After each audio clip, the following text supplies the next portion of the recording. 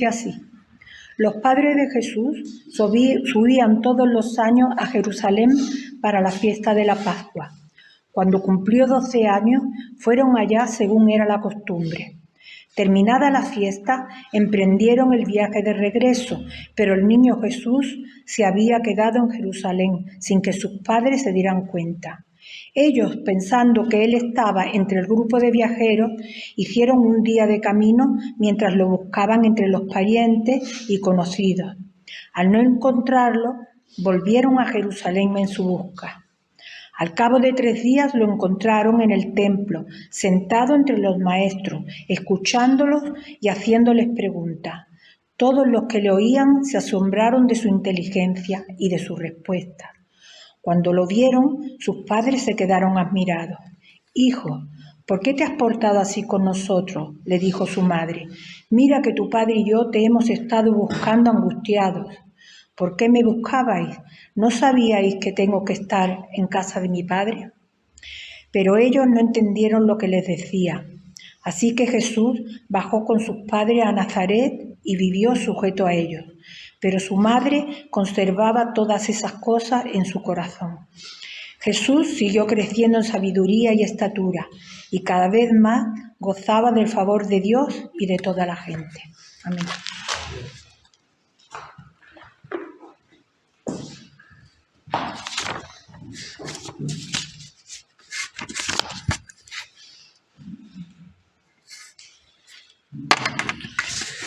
Bueno, pues ya conocéis la historia, la acabamos de repasar.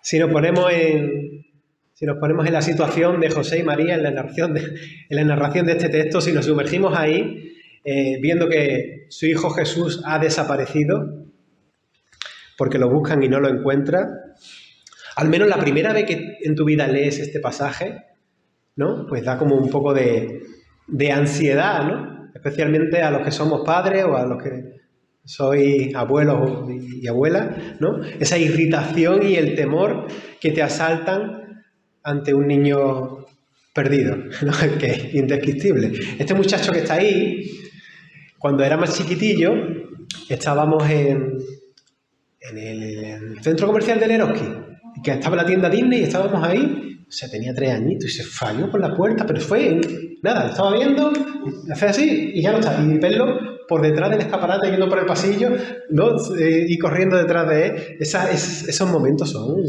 horribles. No sé si os acordáis, porque yo estoy hablando de mi hijo, pero ahora hablo de mí. Y los sermones no son para hablar de uno mismo, pero bueno, os lo conté hace 5 años. Tengo las cuentas. No sé si os acordáis que yo mismo os conté que cuando yo era chico me perdí en un centro comercial de Madrid y más tiempo que tú. Y mis padres, pues angustiados, me estuvieron buscando por todos lados. Era un hiper de estos que había antiguos, ¿no?, antes de Prica y Continente. Y me estuvieron buscando y hasta que al final dieron conmigo que estaba en la parte de las televisiones, que estaba viendo Spinetta allí, estaba echando Barrio Sésamo y me había sentado allí a verlo. Y el mal rato que pasaron mis padres, porque eso fue angustia, ¿no?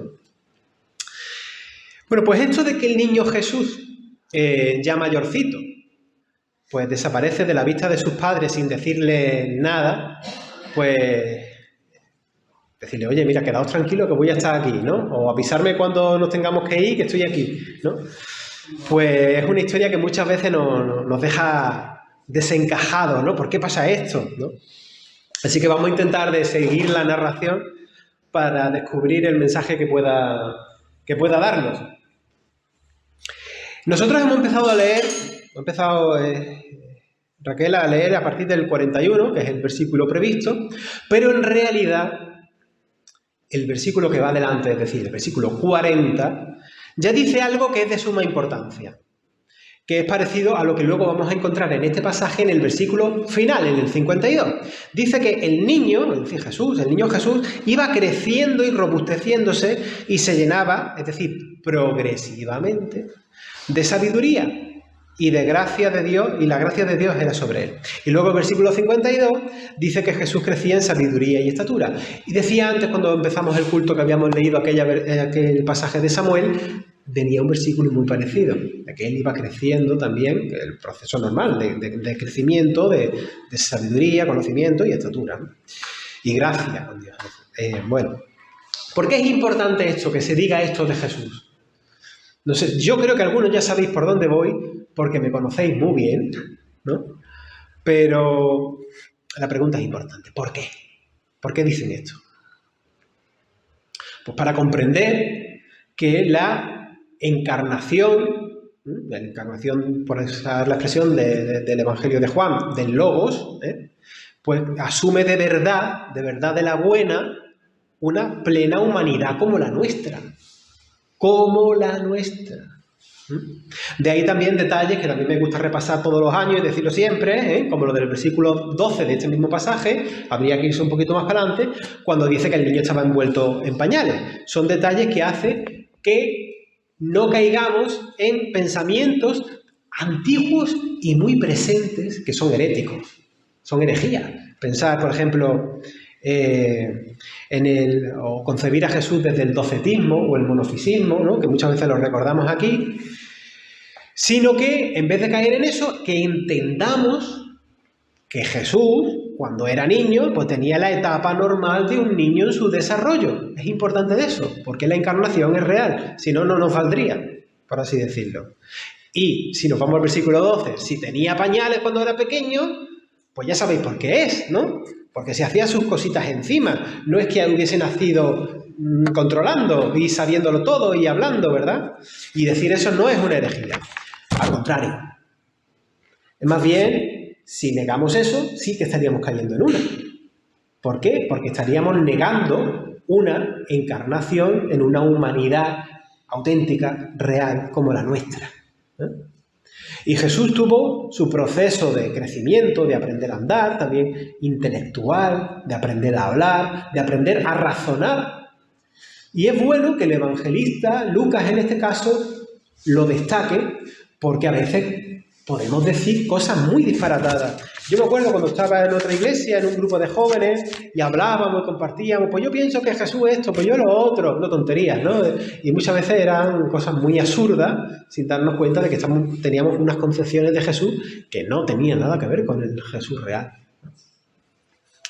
A veces pensamos que Jesús es Dios con una simple apariencia humana, como si solo tuviese naturaleza divina, pero no tuviese una naturaleza humana real. Y eso es un error importante, pensar que Jesús es Dios metido en una carcasa humana, ¿no? Y son cosas, como digo, muy antiguas, pero también muy actuales, pensarlo así. Permitidme un detalle que es al margen de la Biblia también. Y nos metemos en patrística, cosas que pocas veces hacemos. Irineo de Lyon, que vivió en el siglo II, dejó algunas reflexiones teológicas muy interesantes que de hecho nos permiten mirar el pasaje de hoy con cierta sensibilidad. Hay una frase suya muy conocida, que de hecho también tiene relación, que dice que lo que no se asume no se redime.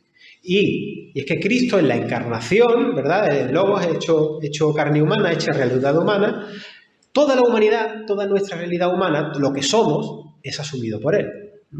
De ese modo, por ejemplo, aunque Jesús fue un judío, los creyentes de todas las nacionalidades, de todas las razas que hay, pues encontramos en Él un Salvador y alguien en quien vernos, aunque nosotros no seamos judíos de raza, ¿no? Pero también, aunque Jesús, lo he dicho alguna que otra vez, aunque Jesús fue un hombre, un varón, también las personas de cualquier sexo o género encuentran en Él un Salvador. Igualmente las personas de cualquier edad. Y aquí está la cuestión. Desde un bebé que no sabe hablar hasta una persona que ha llegado a la vejez, tiene en Jesús en quien verse. Pero también este cristiano, Irineo, en su época, en su comprensión de las cosas, dijo que el Mesías de Dios pudo haber aparecido como un adulto, ¿no? Dios podía haber mandado al Mesías ya como un adulto completo. En su concepción lo pensaba así. Pero reflexiona al hombre y dice, pero en su identificación con el ser humano, contigo y conmigo, su encarnación tuvo en cuenta los procesos humanos, como el tuyo y como el mío. Por eso vino naciendo de una mujer, siendo un bebé que luego va creciendo y aprendiendo, de esa manera que podemos identificarnos nosotros en ese Mesías, que nos asume, como digo, en nuestra totalidad humana. A la vez que el Mesías ha tenido y ha compartido con nosotros las mismas etapas de crecimiento natural, ¿no? Lucas nos presenta este pasaje que hemos leído de la preadolescencia de Jesús, con unos 12 años, ¿no? En otro punto más de su proceso de crecimiento, ¿no? Estamos en esta edad, en unos 12 años. Y lo que sí podemos ver ya es que Jesús, pues con esta edad, tiene una sabiduría considerable y un interés particular en las cosas del Padre, en las cosas de Dios. Dentro de... Tengo que decir esto con cuidado, porque dentro de lo que sería su conciencia mesiánica, ojo, que también es progresiva, y los teólogos esto lo estudian en Cristología, estaríamos en una etapa de ese desarrollo, de esa vocación del llamamiento a Jesús, que luego tiene punto culmen, por así decirlo, en lo que sería su bautismo. Pero ya hay aquí como un atisbo, hay un algo. Los evangelios, no solo este de Lucas, nos enseñan que la vida de Jesús va siendo dirigida con un propósito, obviamente. Todo lo que estoy diciendo hasta ahora a lo mejor es muy teológico y muy abstracto. No sé si estoy diciendo un poco plasta con todo esto, ¿no? Pero es importante y yo creo que no sería responsable si no lo estuviera compartiendo con vosotros.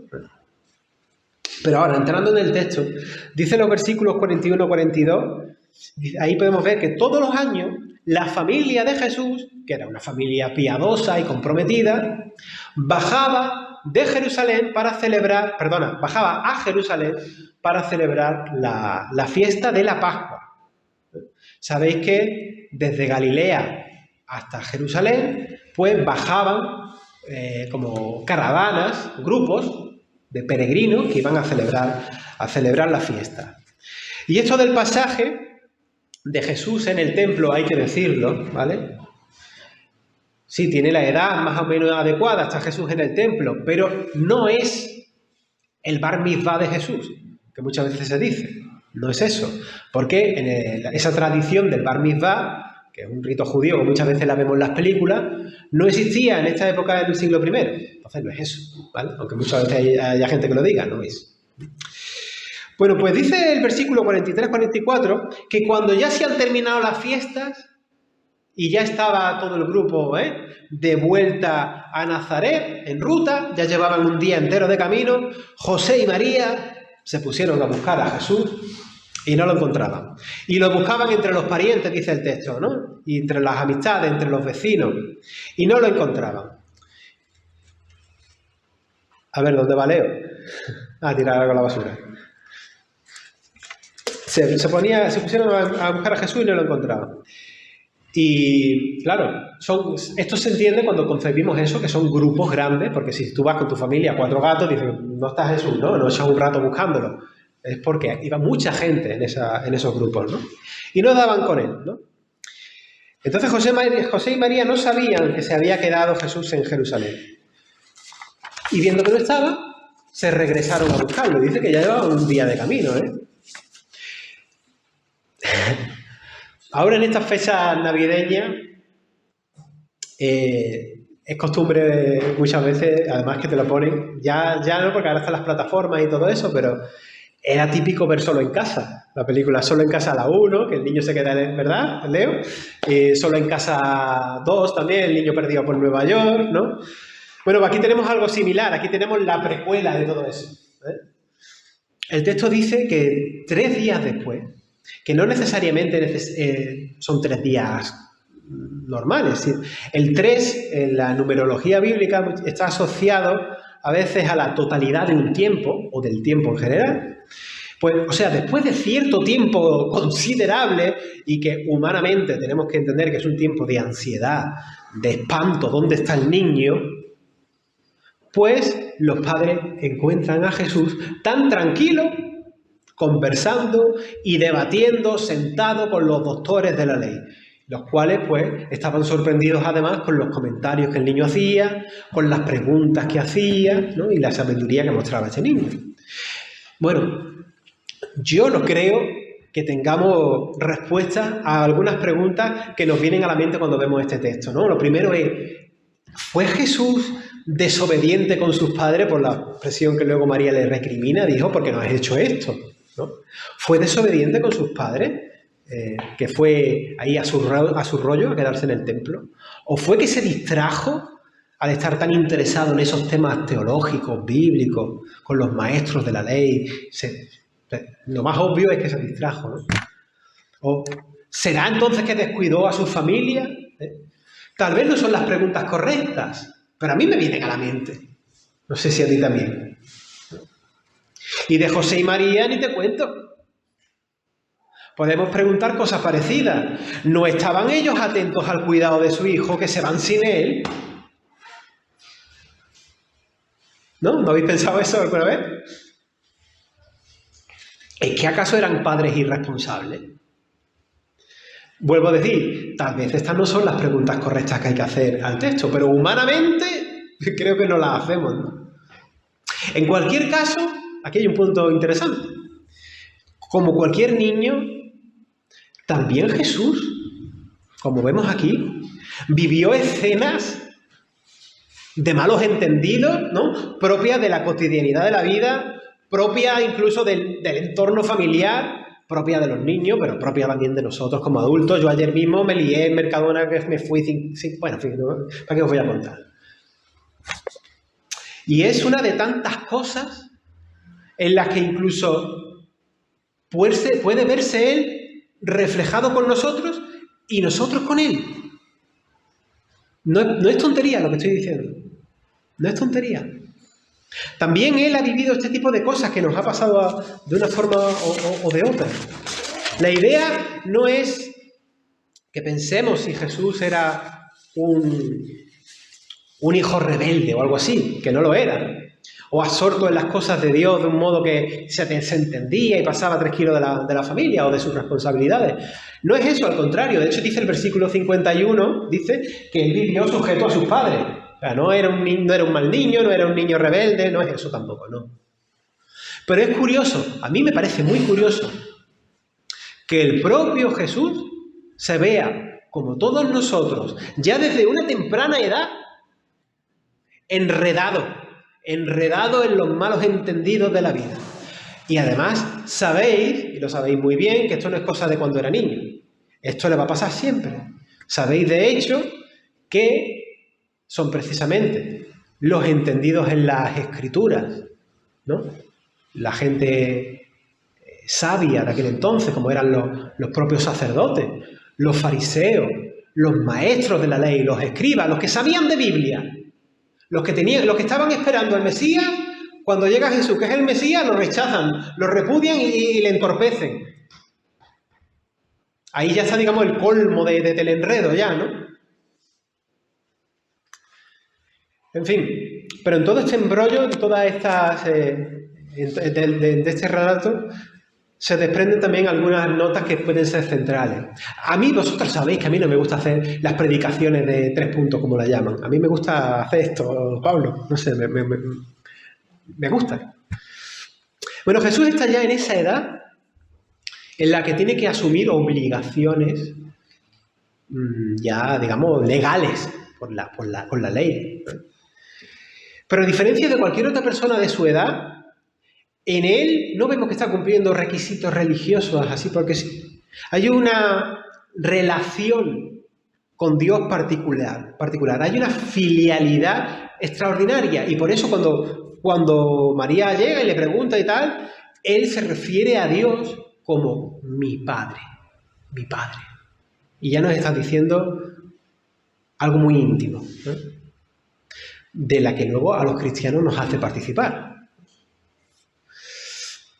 Y también se dibuja en él ya ese destino de Jesús, mesiánico, por así decirlo, como portavoz del Padre. Aquel que tiene que dedicarse a esos asuntos del Padre, porque está llamado y comprometido con una misión, o lo va a estar, todavía no, pero lo va a estar. Y mientras esa misión mesiánica llega, porque todavía no es el momento, él, como decía antes en el versículo 51, pues él está sujeto a sus padres en Nazaret y seguirá progresando en, vamos a ese versículo, en sabiduría y en crecimiento, contando con el favor de Dios e incluso en gracia con la gente. Y aquí en este versículo 52, esta palabra crecía no es la misma que la del versículo 40, la que también decía que era importante, porque se dice más o menos lo mismo. No es la misma. La primera, en el 40, es como más natural, el proceso de crecimiento normal. Aquí es distinta en el término griego que se usa, porque aquí se está diciendo, con esta palabra, que no es... está diciendo algo más integral, algo más holístico. Es decir, él está poniendo, en su crecimiento, está poniendo de su parte. Está poniendo de su parte en su propio esfuerzo, con su propio esfuerzo en ese desarrollo como persona que está creciendo. Y además hay algo más, que luego se termina de ver no solamente por esa palabrita, sino por el resto del versículo. Y es que también están implicados Dios mismo en ese crecimiento y la comunidad en ese desarrollo. Escúchame, Leo, que esto te incumbe a ti también. Aquí hay algo que nos desafía a nosotros como iglesia con pocos niños. Y estoy mencionando mucho a Leo porque Leo es el único niño que hay esta mañana. Y es que la comunidad tiene que implicarse. La comunidad tiene que implicarse en que los niños puedan ser, como dice ese versículo, sabios, en sabiduría. Pero ya sabéis que ser sabios, en el sentido judío, en el sentido hebreo, no es como el sentido griego, que es el que nosotros conocemos más en nuestra sociedad, que es el sabiduría, lo cognitivo, ¿no? El conocimiento. No, no es eso. Ya os acordáis del versículo, ¿no? El principio de la sabiduría comienza, ¿no?, con el temor al Señor. Es decir, la sabiduría para un judío comienza en la consideración con el Señor para todos los asuntos de la vida. Entonces, ¿qué podemos hacer nosotros, que somos poquitos también, y con pocos niños? ¿Qué podemos hacer con los niños con los que nos relacionamos para que ellos en su crecimiento sano pues puedan tener un proceso donde cuenten con Dios? Y esto no es asunto solamente de Alicia, que es la maestra de la escuela dominical, ni es responsabilidad solamente de los padres. Es como se dibuja por este versículo, es algo comunitario. Y ser comunidades de fe intergeneracionales es muy importante, porque no hacemos tanto compartimentación, ¿no? O grupos por edades que algunas veces pueden ser necesarios, pero es bonito y muy profundo entendernos como familia de fe, donde los niños están involucrados, como el domingo pasado también tan bonito como se ocurrió con los niños cantando y todo esto. Es muy importante. Entonces tenemos un desafío. Es el desafío de todos nosotros. Y a lo mejor uno puede verlo con desánimo, porque son pocos los niños. Hoy menos todavía, pero son pocos. Y uno puede decir, uff. Pero no quiero que lo veamos con desánimo. Quiero que lo veamos con ilusión. Es un desafío bonito. Y que contemos en ese desafío con el Espíritu del Señor, con la ayuda del Señor y con ilusión, como digo, ¿vale? Pues Soli Deo Gloria.